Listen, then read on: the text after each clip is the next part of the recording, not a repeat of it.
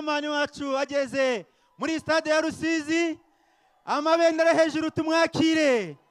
Chairman wacu, chairman dukunda cyane, umukandida wacu ageze muri stade.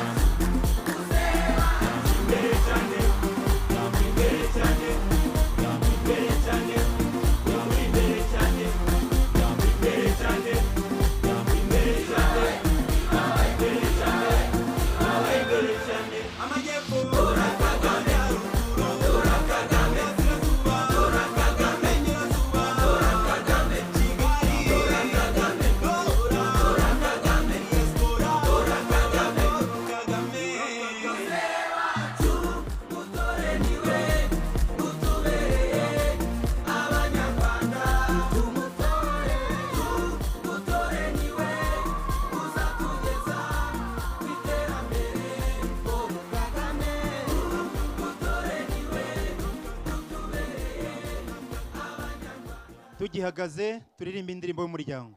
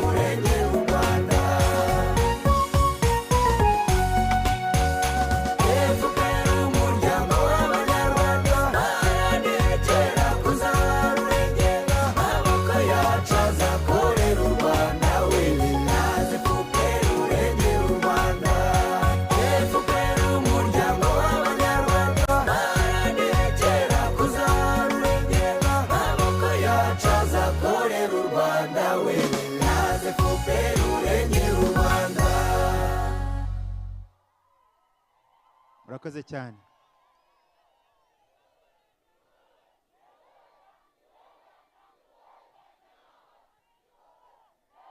Murakoze cyane.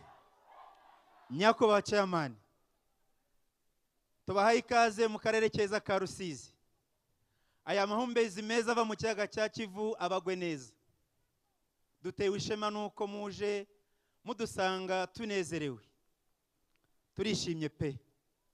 Mwakoze kuza.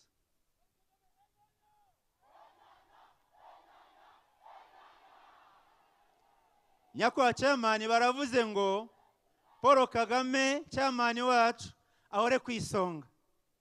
Kagame we onali ntwali we, Kagame we egurole egano kwigana.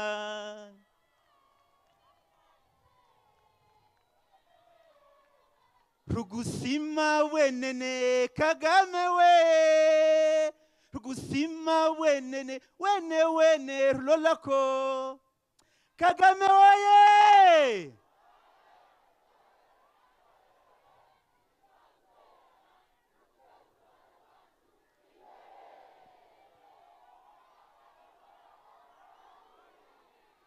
Nyakubahwa Chairman, nukuri bisobanuye ko nta wundi kwisi twakurutisha, niwe wenyine.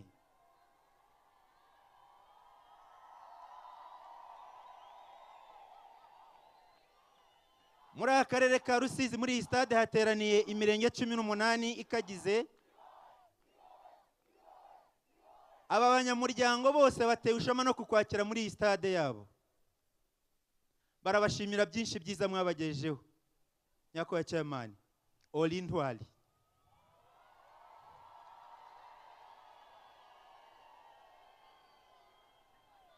Haki ya Mungu hakuna mtu mwingine kama wewe.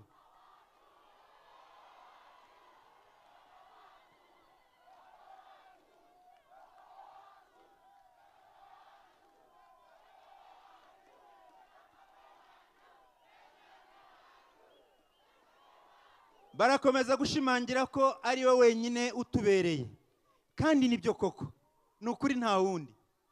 erega dufite impamvu. Ibikorwa remezo byinshi mwatugejejeho, turanezerewe cyane. Hejuru cyane nyakubahwa chairman. Nyakubahwa chairman, nitwa Dieudonné Sibomana, nkaba nteye ishema nuko ngiye kuyobora iyi gahunda. Navukiye muri akarere ka Rusizi, mu murenge mwiza mukunda cyane, murenge wa Nkombo.